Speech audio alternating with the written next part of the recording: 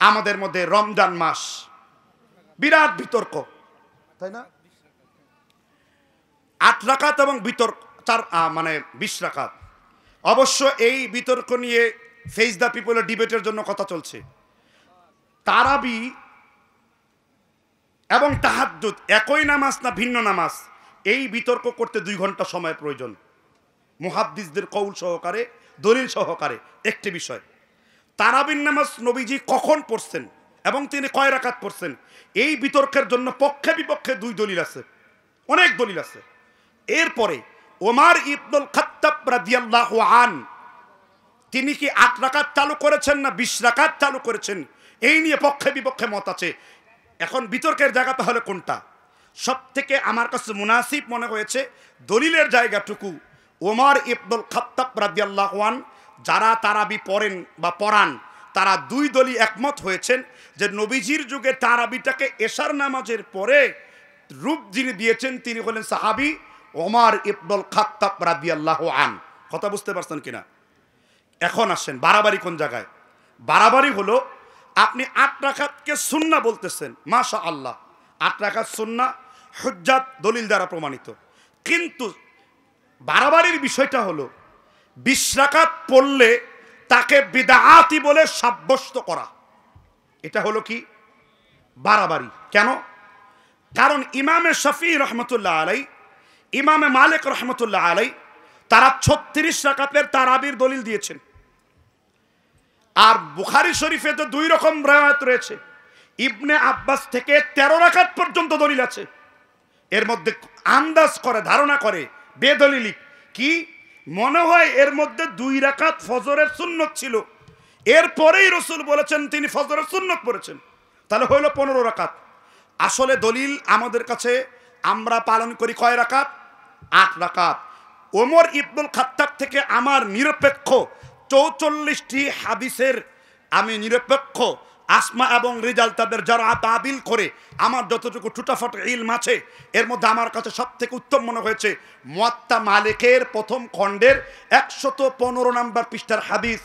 ওমর ইবনুল খাত্তাব তিনি আদেশ প্রদান করেছেন, ও ওমর ইবনুল খাত্তাব রাদিয়াল্লাহু আন উবাই ইবনে কাব ও তামিম আন-দার ইয়াকুমু লিন-নাস আলা 11 রাকাআ, লোকদেরকে নির্দেশ দাও তারা যেন 11 রাকাতের তারাবি তারা যেন আদায় করে।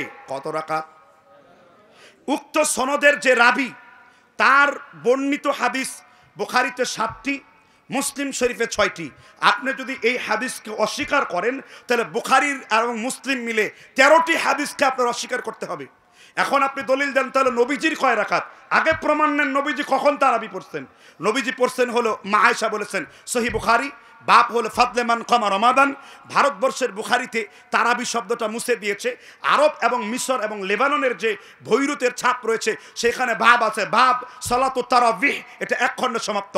আর বাংলাদেশের ভারত পাকিস্তানের যে বুখারী পড়া হয় মাকতুবা এরাসাদ দিল্লির ছাপ, সেখানে তারাবি শব্দটা মুছে দিয়ে সেইখানে লিখেছে বাবে ফাদলে মান কামা রমাদান, কিন্তু ছোট্ট করে লিখেছে ইত্তেফাক আলা আন্নাল মুরাদ হুয়া তারাবি। এই যে ফাদলে মান কামা রমাদান এটার আসলে মূল মুরাদ হলো সালাতুত তারাবিহ। সেইখানে এই হাদিসটাকে ইমাম বুখারী একবার তাহাজ্জুদের অধ্যায় এনেছেন, ইমাম বুখারী একবার তারাবির অধ্যায় এনেছেন। ইমাম বুখারী কি পড়তে চাইলেন? হাদিস পড়েই আমরা কোনো অর্থ গ্রহণ করি না, হাদিস পড়েই আমরা কোনো ফতোয়া দেই না। হাদিস পড়ার পরে আমরা আগে দেখি এর শারহিন, এর ব্যাখ্যাকারীগণ কি লিখেছেন।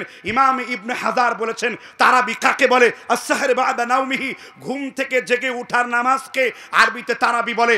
রমজান মাসে আল্লাহর নবী 8 রাকাত তাহাজ্জুদের সময় লম্বা বিরতি দিয়ে পড়তেন। নাসিরউদ্দিন আলবানী সালাতুত তারাবিহের 13 নম্বর পৃষ্ঠাতে লিখেছেন আল্লাহর নবীর প্রথম দিনের তারাবি ছিল 4 ঘন্টা, দ্বিতীয় দিনের তারাবি ছিল 6 ঘন্টা, তৃতীয় দিনের তারাবি 5 ঘন্টা, তৃতীয় দিনের তারাবি ছিল 6 ঘন্টা।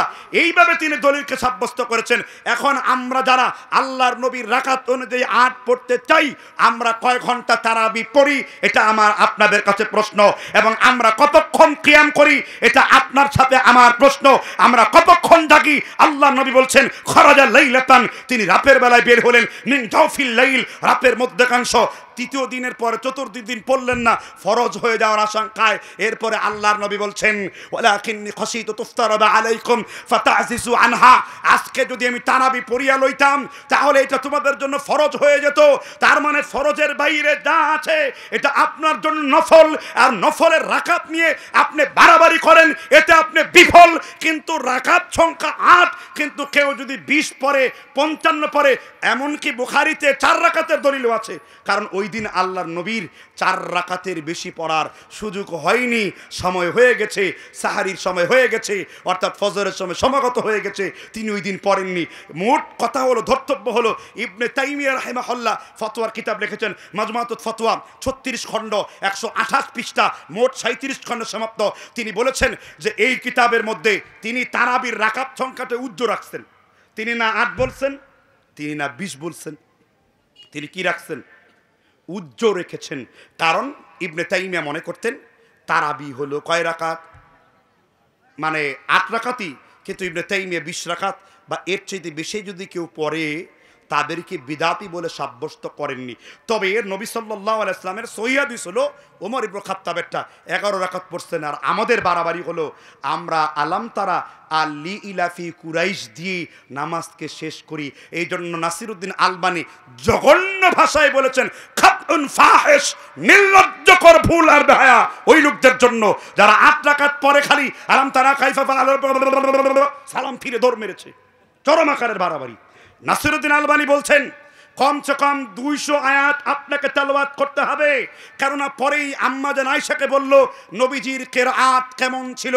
মা আয়েশা বললেন ফালা তাসআল আন হুসনিহিন্না ওয়া তুলিহিন্না, আল্লাহর নবীর তারাবির দৈর্ঘ্যতা, নামাজের দৈর্ঘ্যতা আমি বলে শেষ করতে পারবো না। মা কানা ইয়াজিদু ফি রমাদান ওয়ালা ফি গায়রিহি আলা 11 রাকাআ, রমজান এবং রমজানের বাইরে নবীজি 11 রাকাতের বেশি পড়তেন না। রমজানের 8 রাকাতের তারাবি পড়তেন 6 ঘন্টা, রমজানের বাইরে তাহাজ্জুদ পড়তেন অল্প সময়ে। এই হলো তারাবি আর তাহাজ্জুদের মোটামুটি একটি বিশ্লেষণ। তাহলে আমার এই আলোচনা দ্বারা কি বুঝলাম? বাড়াবাড়ি হলো এই 20 রাকাত পড়লে কাউকে বিদাত বলে ফতোয়া দেওয়া, আর সারাসারি হলো এই 8 রাকাত নিয়ে আলাম তারা আলি ইলাফি পড়া।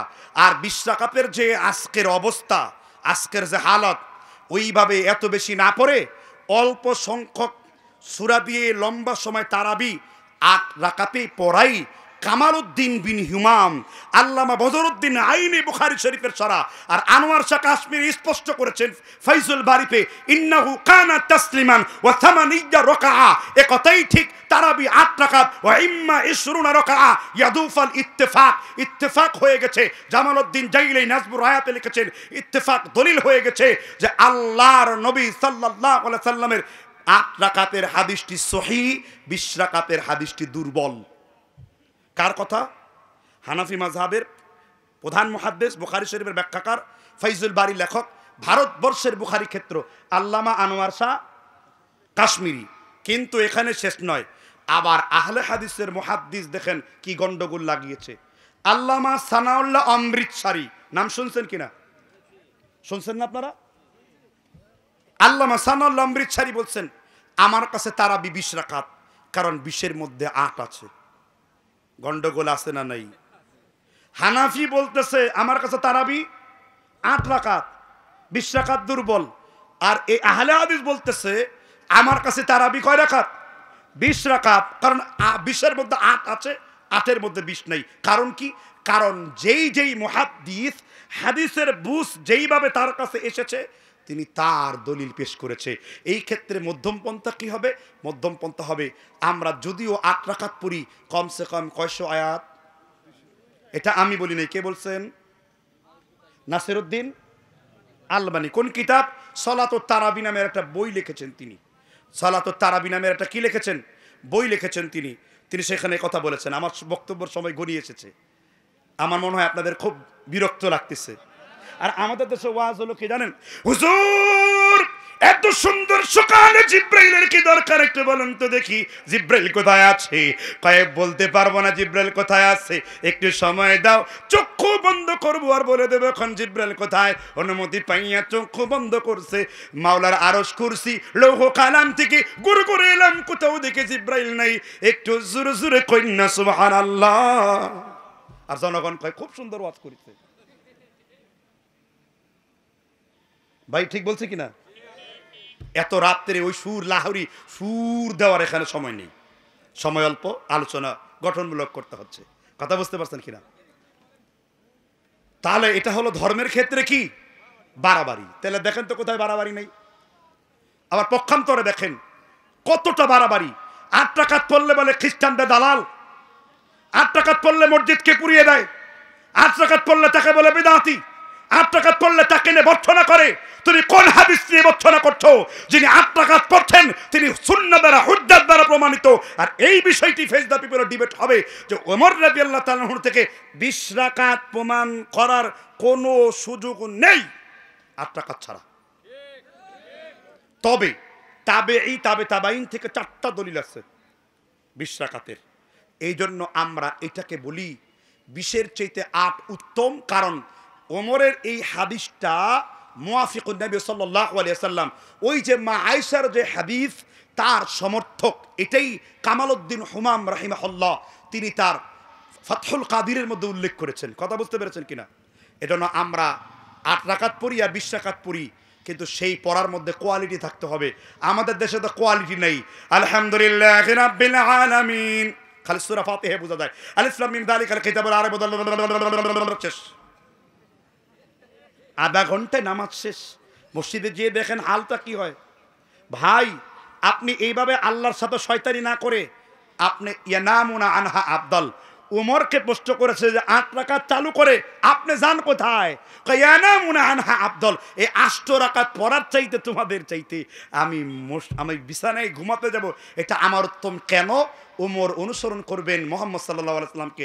জাওফুল লাইল লম্বা কিরাতের সাথে তিনি অবস্থান করবেন, কারণ আল্লাহর নবীর পরে সাহাবীদের মধ্যে উমরের চাইতে নামাজের যত্নবান, নামাজের এত ধীরতা অন্য কোনো সাহাবার ছিল না। যখন আবুলুল মাজুসি 2 দিকে ধারালো অস্ত্র নিয়ে উমরকে 6টা জখম করে, শরীর থেকে জীবন বের হয়ে যাচ্ছে, সাহাবারা বলছে ইয়া আমিরুল মুমিনিন আস-সালাত। আমিরুল মুমিনিন কোনো কথা বলতে পারে না, 2 জ্ঞান নেই। নামাজের সময় যখন তাকে ডাকা হতো চোখ খুলে বলতো ফাসাল্লান নাস, তোমরা কি নামাজটা আদায় করেছো? এরপর তার ছেলেকে তা পাঠালেন। ওমর রাদিয়াল্লাহু তাআলা আনহু শেষ কথা ছিল লা হাজ্জ ফিল ইসলাম লিমান তারকুস সালাহ, যে ব্যক্তি সালাত পড়ে না ইসলামে তার কোনো আর অংশ নেই। ওমর মানে এই না যে 8 রাকাত চালু করে তিনি বাড়িতে ঘুমিয়েছেন বলতে তারাবি ছেড়ে দিয়েছে। এই মানে এই যে তিনি তখন ঘুমাবেন আর কোন রাত্রে উঠবেন? মাঝরাতে উঠবেন। এখন আবার অনেকেই বলে হুজুর তারাবি শব্দটা আল্লাহর নবীর কোনো হাদিসের মধ্যে নাই। আমি একমত, আল্লাহর নবীর কোনো হাদিসের মধ্যে নাই। কিন্তু মনে রাখবেন আল্লাহর কোরআনের পরে 2টি কিতাব হলো, বিশেষ করে ইমাম বুখারী সহিহুল বুখারী হলো ফিকহের কিতাব।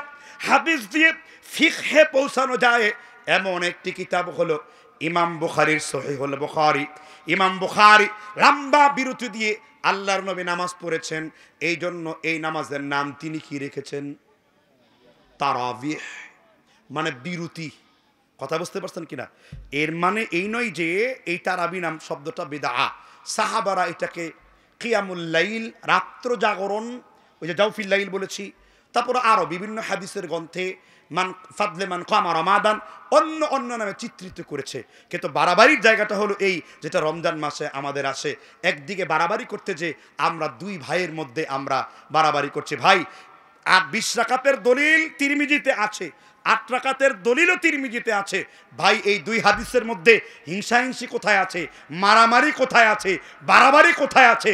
একদল আরেক দলকে ইহুদি খ্রিস্টান, একদল আরেক দলকে বিদআতি বলা কোথায় আছে? ওই 2 কিতাবে রেখে যেমন একটিকে আমরা ঠিক রেখেছি, ওই রকম 2 ভাই একসাথে বসে আমরা একটিকে ঠিক রাখবো। এই জন্য আমাদের মূল বক্তব্যের উদ্দেশ্য হলো তারাবির রাকাত নিয়ে প্রতিযোগিতা নয়, তারাবির রাত নিয়ে প্রতিযোগিতায় আল্লাহর কাছে আমরা লিপ্ত হব। আমার কথা মনে হয় বুঝেননি আপনারা। আল্লাহ তাআলা আমাদের বুঝবার তৌফিক দান করুন। আলোচনা ছিল গুলু সম্পর্কে, ধর্মে বাড়াবাড়ি। কথা বুঝতে পারছেন কিনা? ধর্মে বাড়াবাড়ি। আমরা কিছু বিষয় আছে, আমরা যদি দিনের সব বিষয়গুলো একদিনই শেষ করতে চাই তাহলে আমরা কোনো কিছু সমাধান পাবো না। আমাদের দিনের মৌলিক টার্মগুলো নিয়ে কথা বলবো, এটাও একটা মৌলিক বিষয়। এর মানে এই নয় যে হুজুর এটা ছোটোখাটো ব্যাপার না, ছোটোখাটো ব্যাপার না। পৃথিবীতে কোনো কিছুই ছোটোখাটো ব্যাপার না। কোরআন সুন্নাতে যা আছে সব কিছুই বড় ব্যাপার। মুস্তাহাবকে মুস্তাহাবের জায়গায় রাখবেন। এই জন্য আমাদের দেশে অনেক ব্যক্তি আছে মুস্তাহাবকে ফরজ বানায় ফেলে। এটাকে বলা হয় মুতাআসসিফি, তাআসসুফ করা, ধর্মের মধ্যে বিপুল পরিমাণে গোরামি করা।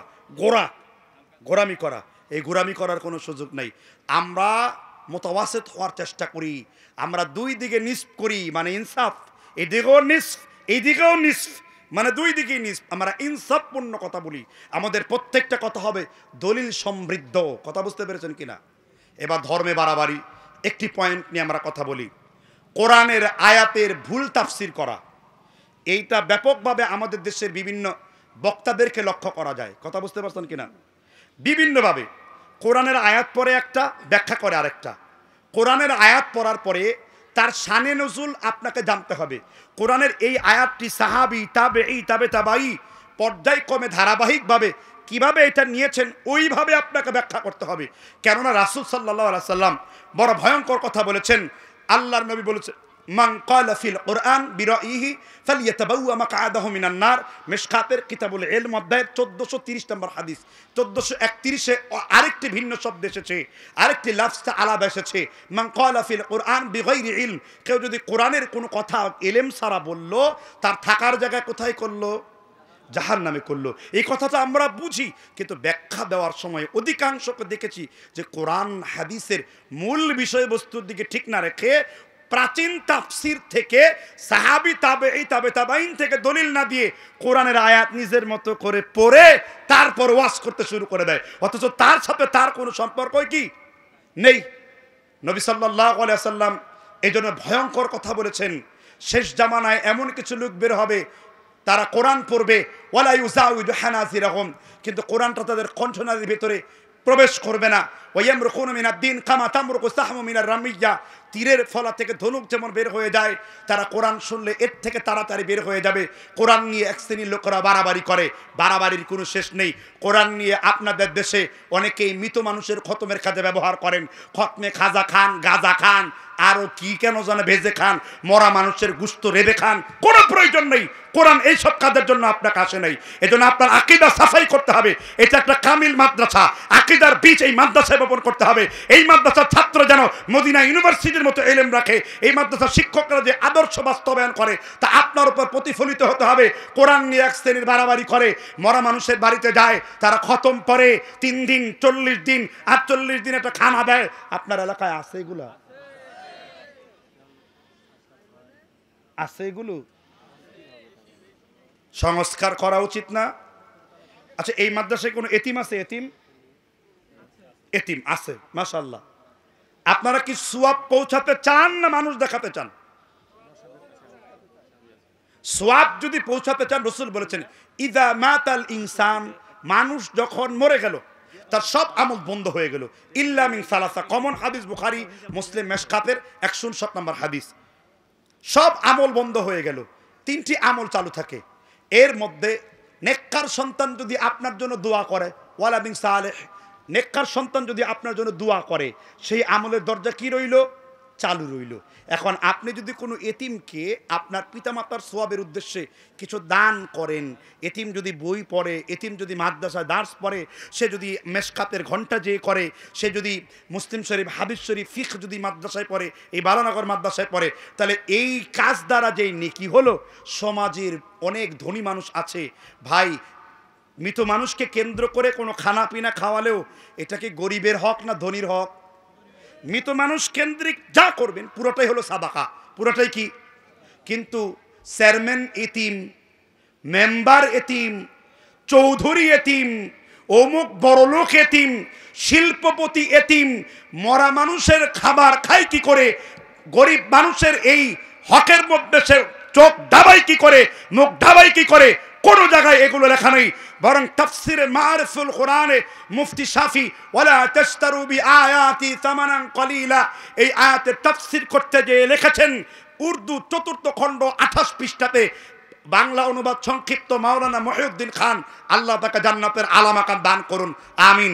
তিনি এই তাফসির করতে যে লিখেছেন যে মৃত মানুষকে কেন্দ্র করে কোরআনকে এইভাবে উপস্থাপন করে যা করা হয়, এগুলো নিঃসন্দেহে আল্লাহর নবীর কোনো সাহাবা করেন নাই, তাবেঈরা করেন নাই, তাবেঈরা করেন নাই। আর যার সাহাবীর প্রমাণ নাই, তাবেঈর প্রমাণ নাই, তাবেঈর প্রমাণ নাই, চার ইমামের প্রমাণ নাই, খেলাফতের স্বর্ণযুগের প্রমাণ নাই, খেলাফতের পরবর্তী ইরানের বর্ডার দিয়ে, ভারতের বর্ডার দিয়ে আমি যখন কোরআন হাদিস পড়ে কোথাও এই কথা পেলাম না, তখন শ্রীমদ ভগবত গীতা শ্লোক নাম্বার 28 আছে, না তাস্তে প্রতিমা আস্তি এক এবং মুহাম্মদ ইতিকাদ নিপচ্ছব্য জলসা হারাম, এক এবং অদ্বৈতম, আল্লাহ এক এবং অদ্বিতীয়। তারপরে চ্যাপ্টারে দেখলাম যে তারা মৃত মানুষকে কেন্দ্র করে শ্রাদ্ধ করে, মরলেই হরিবল বলে শ্রাদ্ধ করে। তাহলে যা হিন্দুদের শ্রাদ্ধ দ্বারা 40 দিনে করা হয়, তা আপনাদের এলাকায় ঢুকলো কি করে? যেহেতু কোরআন হাদিসে নাই, আছে গীতাতে। আপনি কি গীতার ধর্মের লোক? যদি আপনি গীতার অনুসারী হন, আমার কোনো আফসোস নেই। লা ইকরাহা ফিদ্দিন ক্বাদ তাবায়্যানার রুশদু মিনাল গায়য়্যি।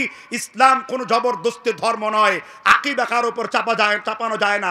নির্ণয় হয়ে গেছে ভালো আর মন্দ, সুন্নাত আর বেদাত, হক আর বাতিল, তাগুত আর কুফর, শিরক আর হলো কুফর, এগুলো ইত্যাদি নির্ণয় হয়ে যাওয়ার পরে আমি আপনাকে জোরে চাপায় যেতে পারি না। আপনি যদি মুসলিম হন, সওয়াবের রাস্তা পৌঁছাতে চান, আজই কোরআন কেন্দ্রিক এই কুসংস্কার বন্ধ করে দিন। আল্লাহ আমাদের হেফাজত করুন, বলেন আমিন।